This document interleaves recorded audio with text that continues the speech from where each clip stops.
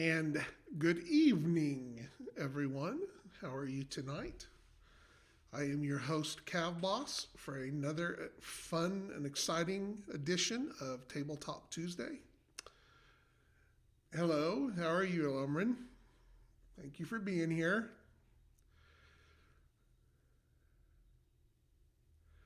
CAVBoss is good. CAVBoss has been busy, busy, busy. So, kind of started off a little rough this morning. I had my second uh, vaccine shot yesterday morning, and I kind of woke up this morning feeling kind of icky. But I took a couple of Tylenol and all good. But yeah, but other than that, everything's been busy. Everything's been going. I come out in the shop this afternoon and I found a snake going across the floor, so I had to take care of that. And had a bird fly in today. It's been kind of a weird day, I guess. Now that I think about it, all kinds of little things. So, but yeah, no, I agree. No, it's worth it. Me and my wife both went yesterday morning and got our second one. So we're all good. We have our card. We've been chipped. Our DNA is changing as we talk. So we're good. We're all good. Hello, Hobby Habit. Welcome to the stream.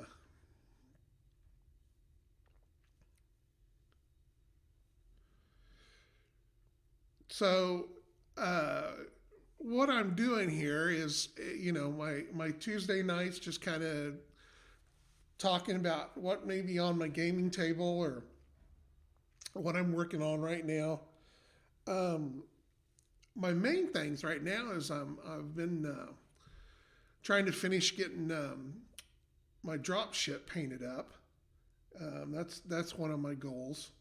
I got it primered, but I haven't gone any further than that. I did get the first one cut up. I've been kind of working on my future wrecked one, crashed one. But mostly this week, as far as what I've been working on, is getting the new initiative deck. We're getting all the final cards put together for that. And hopefully, I'm hoping to have that off to the printer either by the end of this week or the first of next week. So I'm pretty excited about that. I'm really happy with how it's turning out. I think everybody will be excited. I think it'll add a lot to your game. It makes the card initiative system much stronger, how it works, and especially for a smaller game, things like that. So that way you can continue to keep using the cards without um, just shuffling up two cards or something like that on a squad versus squad or something. So um, trying to get those all put together. We've got some new artwork that's included on them. Um, we're recycling some too, but that's for we've got at least 56 or 60 cards or something like that we've got to come up with. So uh, what else?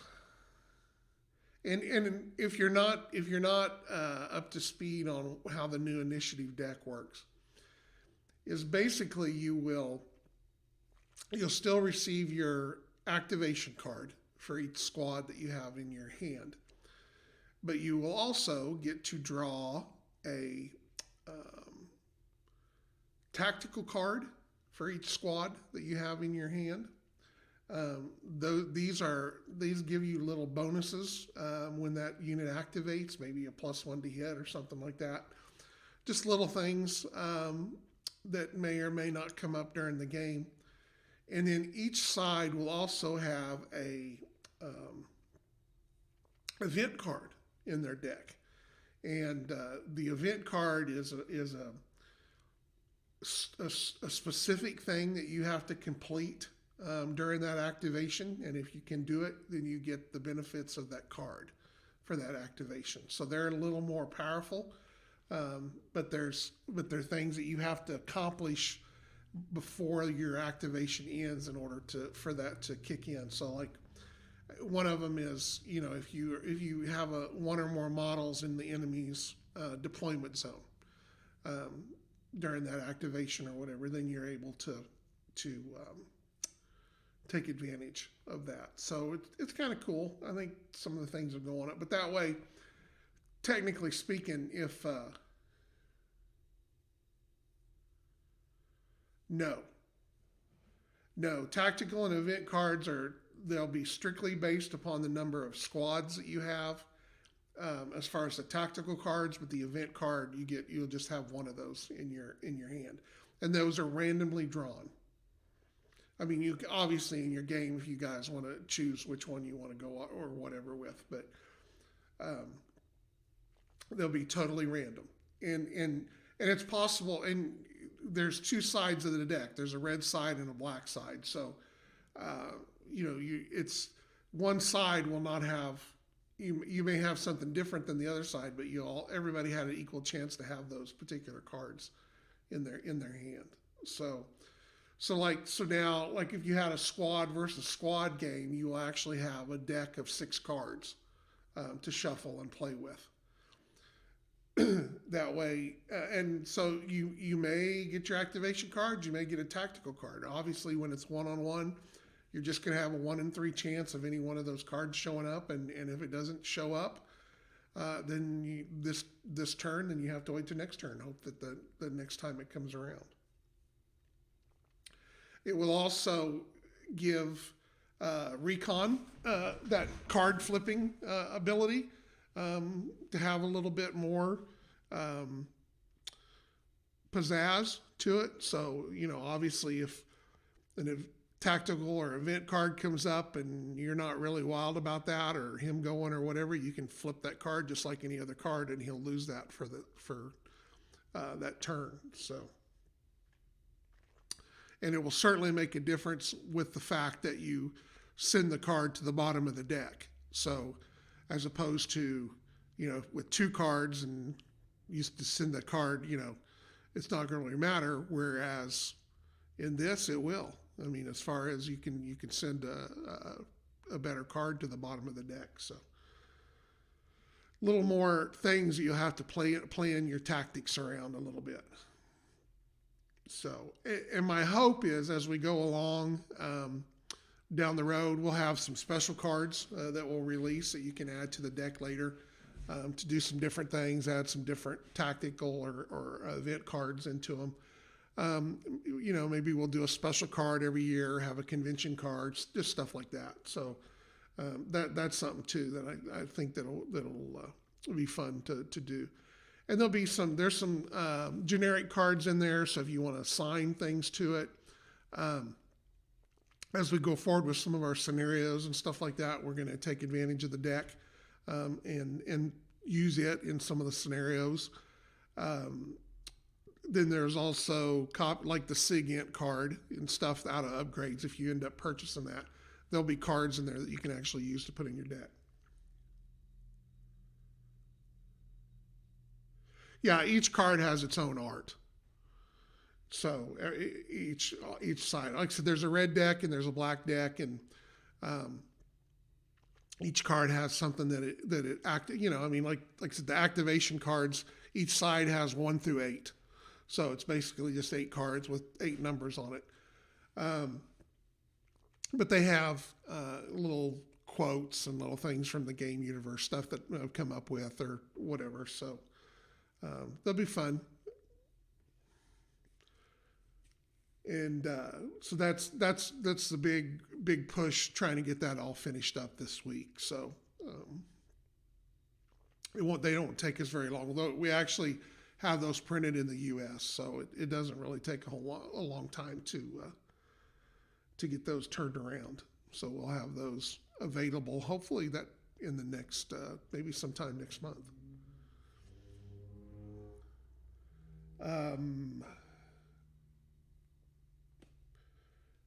And then got a little time over the weekend. I got worked on the JR a little bit. Herb and I talked a little bit about the campaign book. So I mean, it's rolling. So now that I've got kind of the more of the bumps out of the way, we've got all the Canadian orders shipped out, and they're on their way to those people. Um, yeah, no, it's everything's kind of opening up. So I do want to mention. Um, no, I'll wait on that. That'll be something I'll talk about later. I'm not going to bring that up right now. But I'm excited. I'm ready to start playing some stuff. So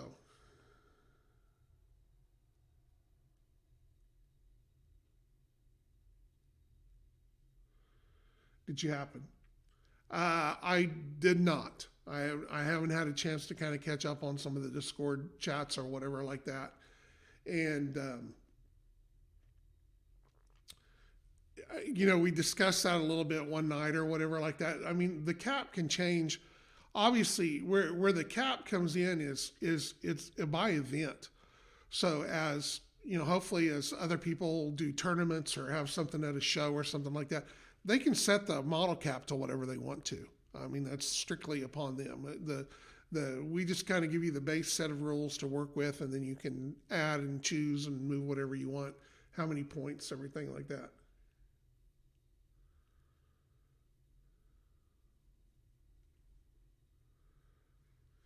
The main thing that where the model cap comes into play is the fact of your time. You need to have a very conscious effort as to, especially if you're going to have, as the game matures and you have a lot better players, um, obviously you're going to be able to get more in the same amount of time, but um, that's really where the cap came from. It's more of just to kind of control the time. But yeah, I mean, you could definitely get crazy with some lists if you change some of the model things around. So, and you can change it, and you can add one or two. You can go to a little bit bigger without going too crazy for it to work.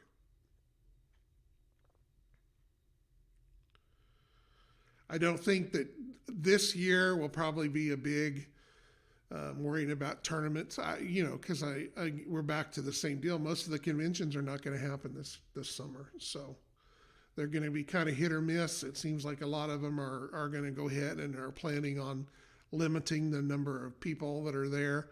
And obviously from a business standpoint, that's not good for me or for anybody that's attending the convention. If there's a set number of people that are there.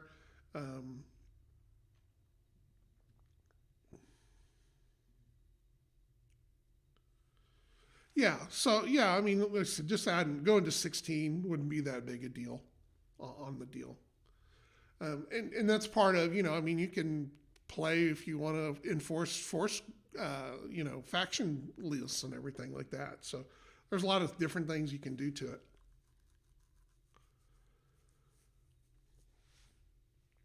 I know that the deck has like um, like the generic cards, you can use for like the Ritter's ability, things like that. So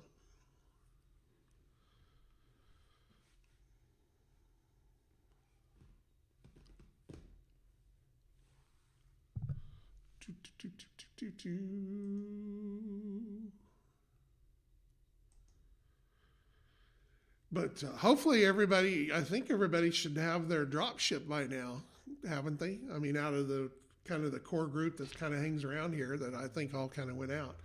We've had some other ones go out, but they're to people I don't necessarily always recognize their names. So I'm really looking forward to seeing some more of the painted ones up. I definitely want to get mine. It would be cool to see a couple show up in a couple of painting contests or something like that too.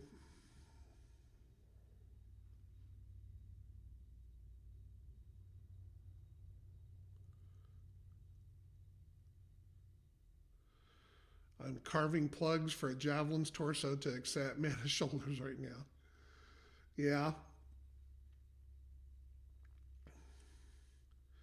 Yeah, I've got a thumb and a finger that I think the top's a little smooth from the curve being cut off at some point in my life. So I've got a couple of sanding spots where I've got a little too close to the grinder.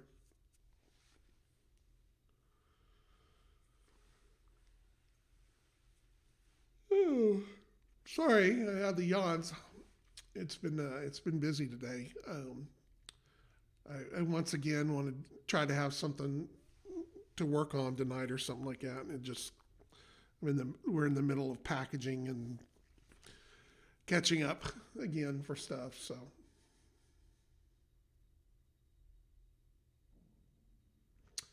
James is running a painting competition for Badgers last day of May for entry deadline, I think. Well, hopefully I'm going to get mine here. Like I said, I've got it primered. I've got to go back. I primered it black. I'm going to go back in and then do a light gray prime over it, and then come in and use my airbrush to do my paneling and everything. So then it's nice that it's a big enough model I can paint like I would paint a model plane. Your base coat's down. Well, like I said, I've got black. I did get it spray painted black. So now that I actually, and I hope everybody saw that I did get the guide, the PDF guide up. So I was packaging dingoes today, and I was thinking, oh, how cool! I'd like to do a cool dingo force. So, if you have used the PDF, did it make sense? That's my first ever model instruction sheet. So hopefully it worked. It got you going in the right direction.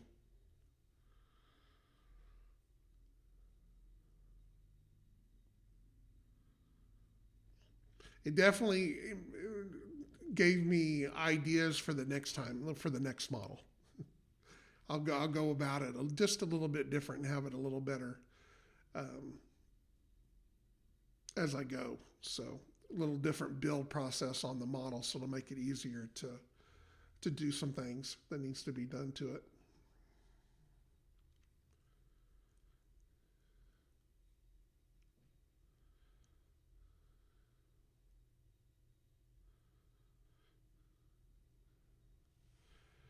But just FYI, tonight's just going to be a 30-minute show, so I'm going to kill it at 8:30. Was the landing gear?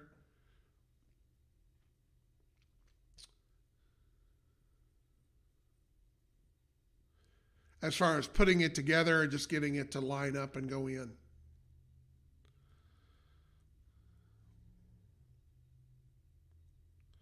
But I think Cthulhu, you built yours with the video, right? You didn't use the the PDF guide, because I think on the PDF guide, I think the landing gear is pretty is laid out pretty good. I think the biggest thing to remember is that extra the round disc. The back one gets it, the front two don't, because it's a spacer for the difference of the bottom.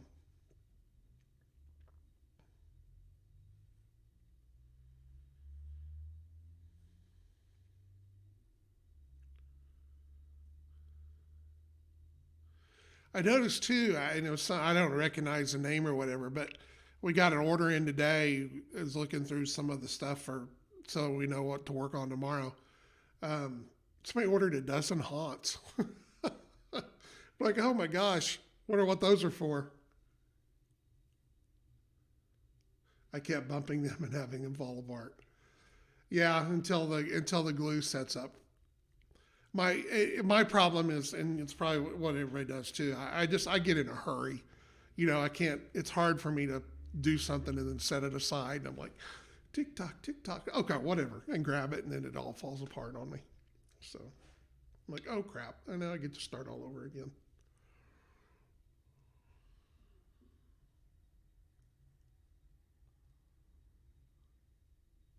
Yeah, yeah. I was like, what? Really? 12 haunts? Like, what the hell are what you guys are going on? So, and it could be somebody using them for BattleTech or something too. We get a lot we get a lot of minis that get sold for strictly going to BattleTech games.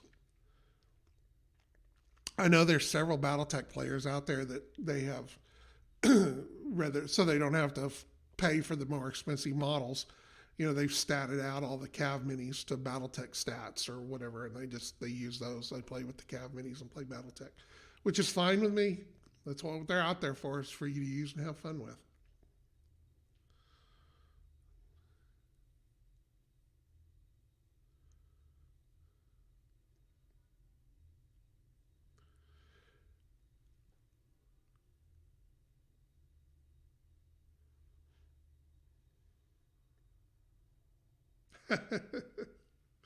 More jobs and more manas. Like I said, I'm ready to once we start getting more models out the door and everything like that. We hopefully we'll have our first batch here pretty soon. So there's still practicing and getting all that down.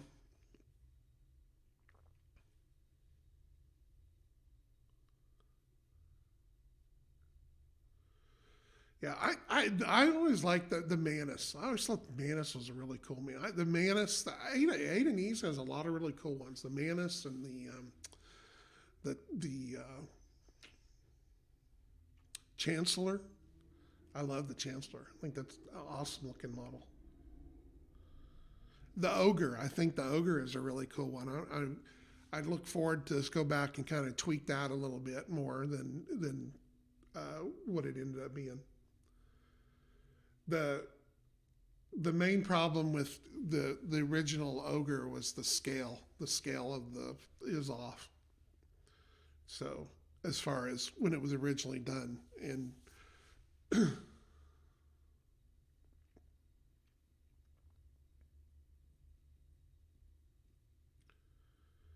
them, I love the katana. I think that's a really cool one. Um, I'm real the Ronin. Uh,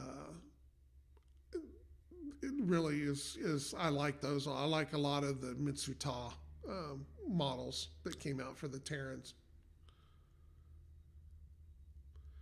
No, the it's what happened was when they originally designed, and we talked about this one night, when the powers that be originally did the Ogre, the front of it was too small, so you couldn't actually have somebody sit in it.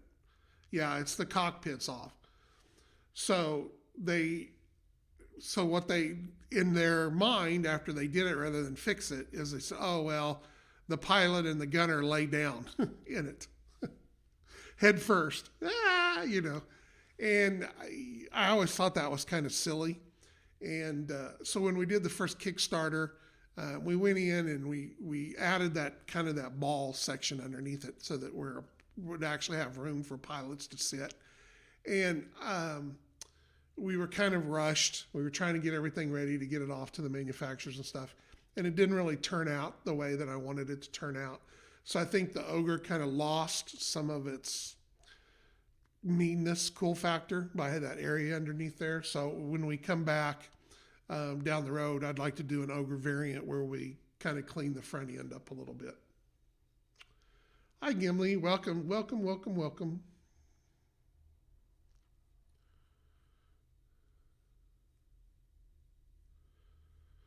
But yeah, it's just silly. No, not really, not really. Just kind of talking them, just answering a few questions and going from there. Not going to do a long show tonight, so obviously, if you guys have anything you need me to talk about, I'll hang around as long as you need me to or whatever. But just for the sake of hanging, um,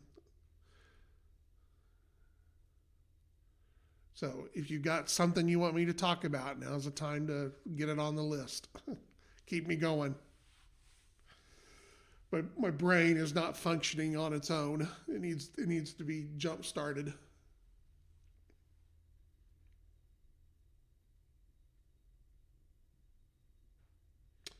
But I actually, it's funny because I watched, of course, when I'm out working in the shop and stuff like that, of course, it drives everybody crazy. But we've got an Xbox and a TV out there, so I'll turn it on YouTube and watch the DFA guys or something like that with some of their battle reports and things like that. And it's, it just, they're fun to watch, fun to listen to. We're on it. I was hoping that we would have our next set out at some point in May. It may roll over into June a little bit, um, because of the drop ship. The I don't want to use the word fiasco, but between the getting so many orders and the machine messing up, and we're still moving, and then getting another laser cutter in, um, it kind of is having to redesign the shop again a little bit. Especially because the new laser that we got in is big enough you could put somebody in it. Um, my wife came up here and I told her, I said, literally, when we were at home, I said, you don't realize how big this thing ended up being. I said, somebody can get in there and lay down in it. And she didn't think that I was being serious. And then she come up here and looked in it and she's like, oh my God, somebody can lay in there. So you could stick somebody in the laser cutter and chop them up. So not that I would ever do that. So,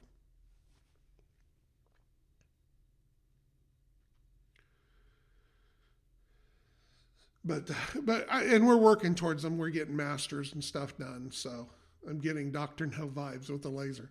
Literally, I mean, yeah, you could move it across, going for the crotch. Oh my God, look out. Send me this Twitch to the FBI. You'll never take me alive. I'm secretly, I'm the John Dillinger of El Dorado, Kansas.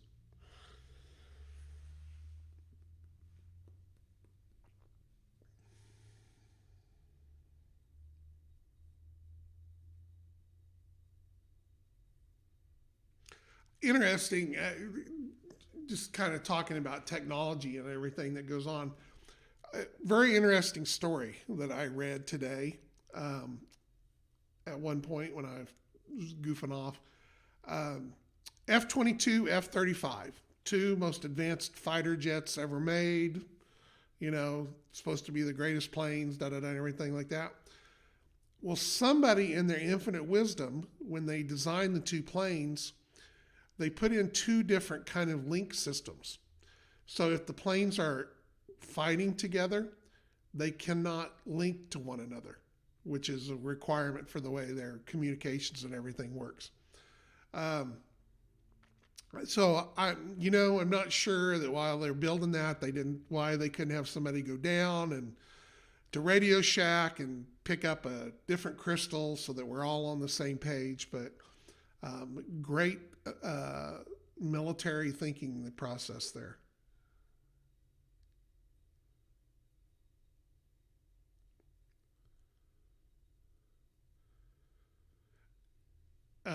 But in the interim, taking lessons from the Bradley, yeah.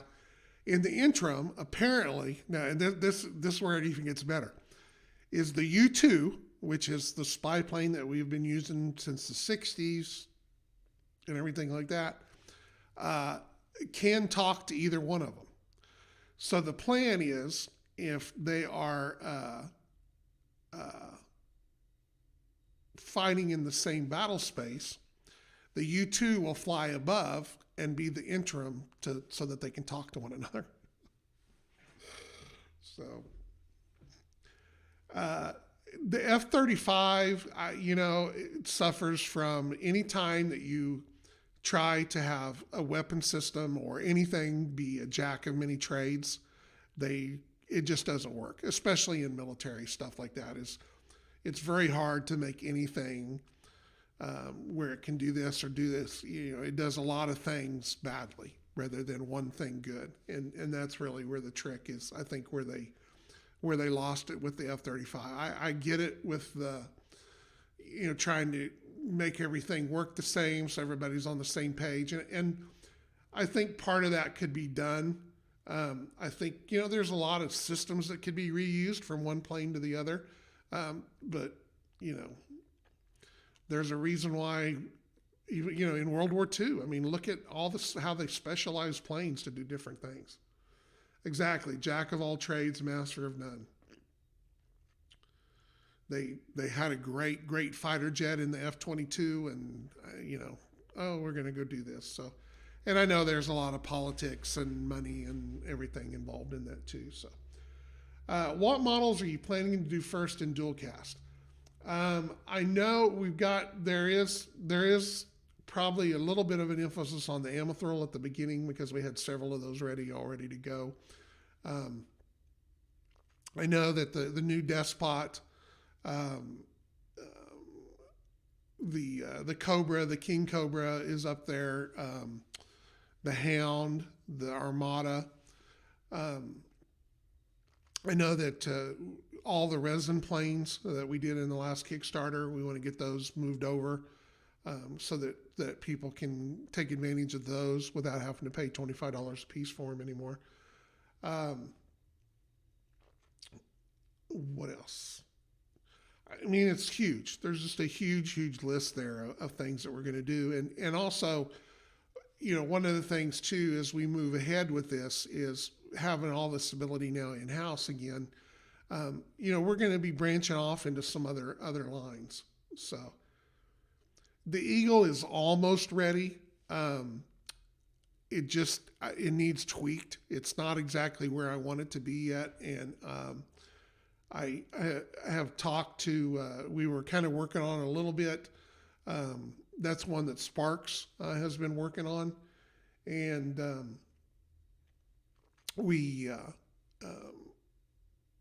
I got to get back with him to get some tweaks to it. Like fantasy line, yeah, I think we're probably gonna get into doing some fantasy figures and stuff like that.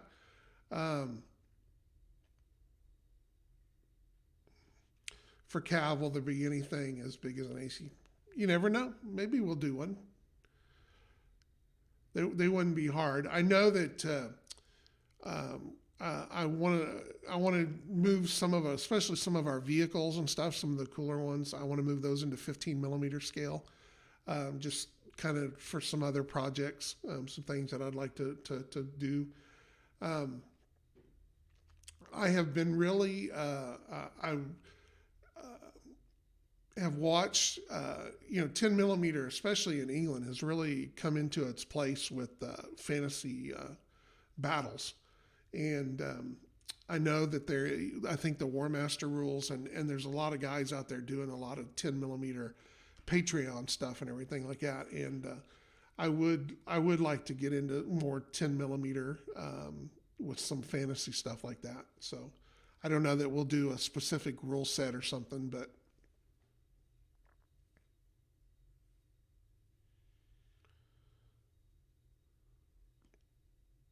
there's lots of things that now that we will have the ability to, because I mean literally once we've got everything completely up to speed and going,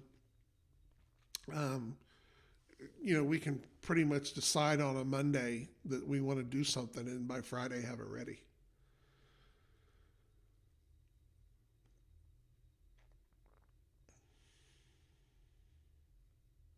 And we'll have our we're going to have our Rogue Legion line, which is going to be a lot of sci-fi, cyberpunk, things like that goes in there.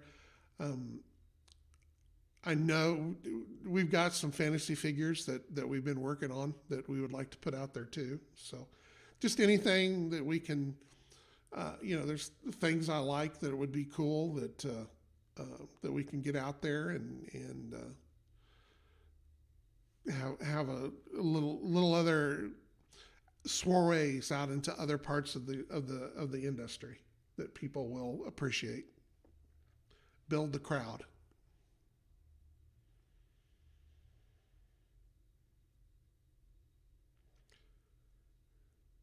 But like I said, the card deck's just about ready to go.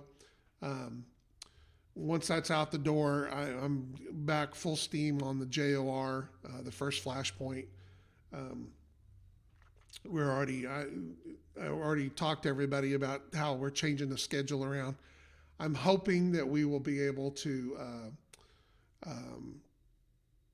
bring a couple of people back to help work. So, what scale with the Rogue Legion line? It's going to be 28 or 32 millimeter is what it's going to be. It's more going to be a generic line for stuff that goes in there, but a lot of the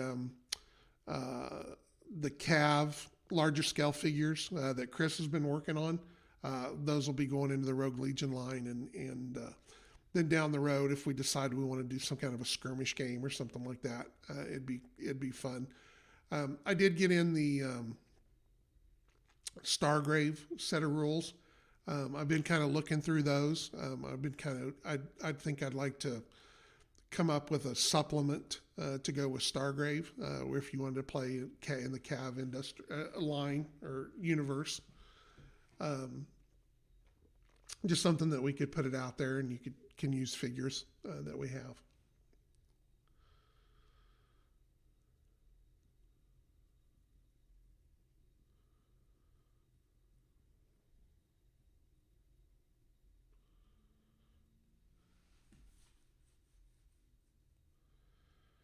The plan is as I've told my wife and all my kids and everybody, I'm like, the day that I'm all caught up is the day that I will drop dead. So the plan is, if I can keep stuff going forever, I will live forever. That's the plan anyway. We'll see if that works. It's my hope anyway.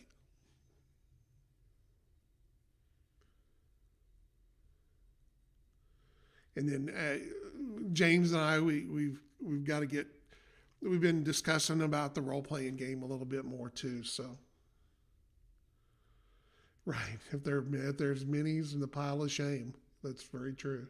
Never get caught up with everything. The day you get caught up with everything, it's game over, man. Game over.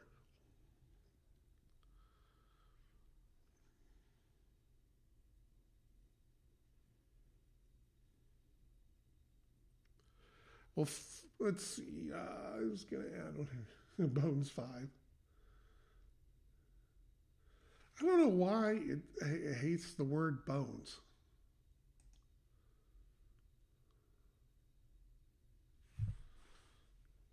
I guess maybe it's trying to say boner. Thinks that you're trying to say boner.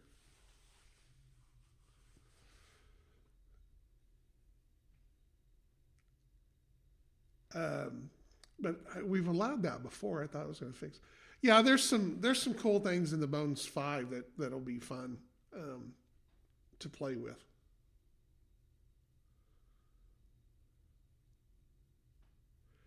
I know that I would like to play around with the Warlord rules a little bit more.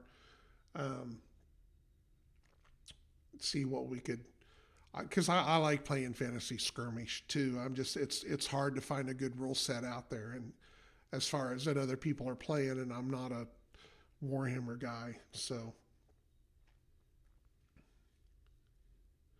yes, Warlord is actually the original rule set that we did. Well, I take that back. The first rule set that we released was Dark Heaven Apocalypse. That went into later becoming Warlord, which also kind of formed the basis for the original CAV too. So, but it's Warlord is really cool from the standpoint of, and it's funny because Frostgrave, I think, kind of borrowed some stuff from that. It's, you have, the heroes and the sergeants and the captains and the grunts and everything like that, and it's um, with special abilities and everything. It's fun to play. The main problem that Warlord always had was, um, once you built an army to a certain level of ability. Um, it was either there really wasn't nothing more to do with it till you got bored with it, and then you just go on to another army. So that's what happened is people would play the dwarves. Okay, I've got them, and I can't do nothing more with them. Then I'm going to play elves and stuff like that. So we need to find some ways to make that where it changes up a little bit. The rage system was what we originally called it. Yes, I think that's kind of gone to the sidewalls anymore. There was a couple of other set of rules that were worked on. Reich of the Dead. I forget, there was another one that was being worked on too. That was all going to be based on that ended up not going anywhere.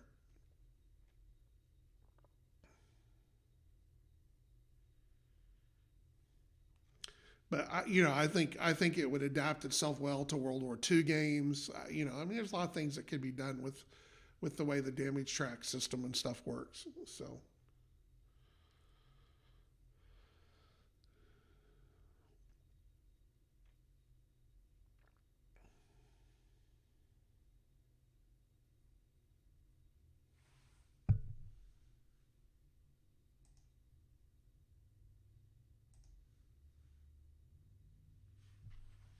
back in the day, so much stuff got pushed to the side one way or the other.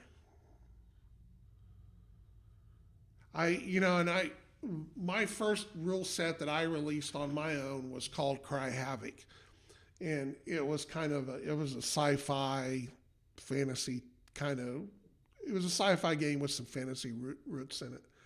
Um, and I would like to go back and do something with it.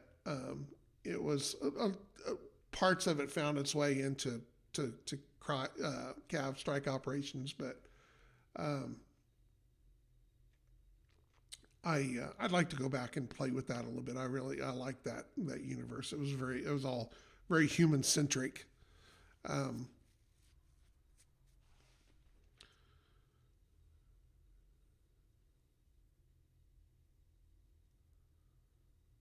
appropriately sized.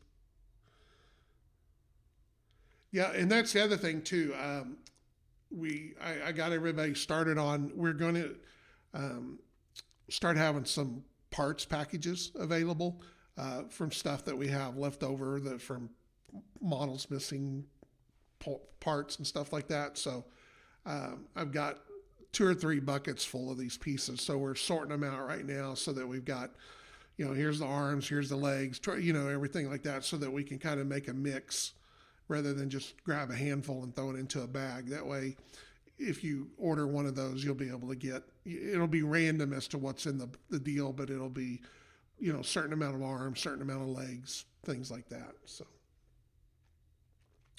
be a good way to kind of recycle and get those out there and have the ability for you to get some parts and stuff that you might need um, without having to actually buy a figure and chop it up. So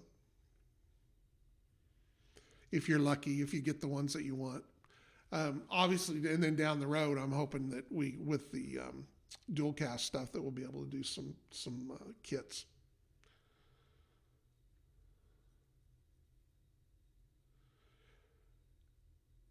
All right, Niter. Yeah, I think I'm going to go ahead and you got me an extra 15 minutes, so I'm going to go ahead and call it a night. Um,